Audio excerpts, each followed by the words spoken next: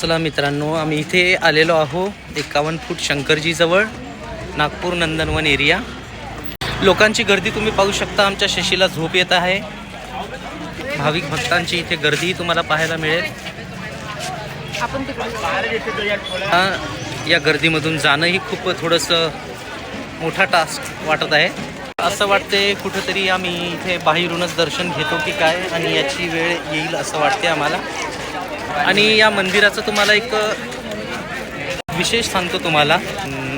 जर स्थान विचार केला आपण तर हे मंदिर आपल्याला विहिरीच्या अंदर पाहायला मिळेल.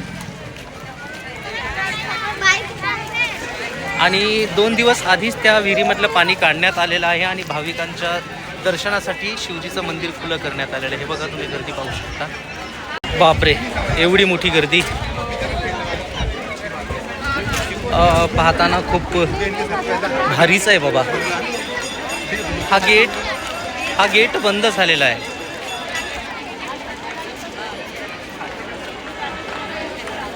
हा गेट बंद आहे.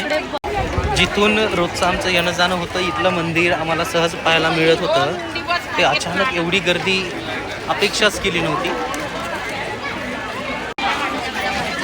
बघ शशी, कसं वाटतंय?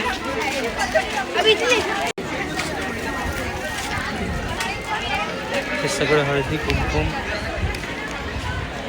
म्हणायचं काय, एवढी गर्दी पाहून आता आपल्याला कोणीकडून जायचं आहे. छोटं बाळ असल्यामुळे आता आम्ही शिवजीचं दर्शन तर घेऊ शकत नाही आहे, कारण अफाट गर्दी आहे. आमच्याकडे छोटा बाळ आहे. बाळाला फक्त दाखवायला. आता परमेश्वर सर्वत्र असतो असं समजून आम्ही घरच्या फोटोला नमन करणार आहोत. हा न्यू नंदन एरिया, नंदनवन एरिया. गर्दी संपत नाहीये. इथून भाविकांची गर्दी एवढी मोठी लाईन का बिना दर्शन घेताच आपल्याला घरीच पाहावं लागेल असं दिसत आहे.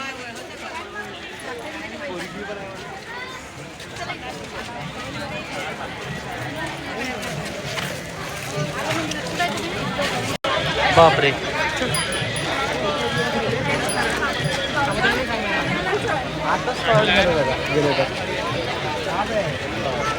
इकडे मग आता काय करायचंय?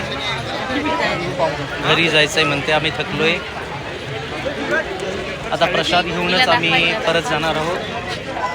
पाहू शकता इथे काही गर्दीमध्ये गोंधळ होऊ नये, सुव्यवस्थित शिस्त राहिली पाहिजे, यासाठी पोलिसांची सुद्धा व्यवस्था करण्यात आलेली आहे.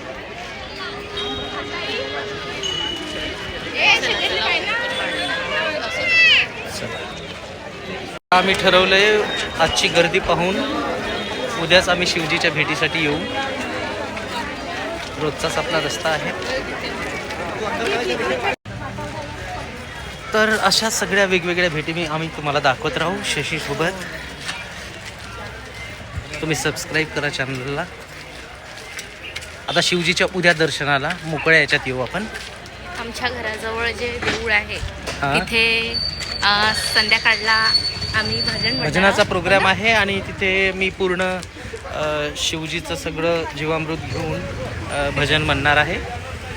चला मित्रांनो, बाय.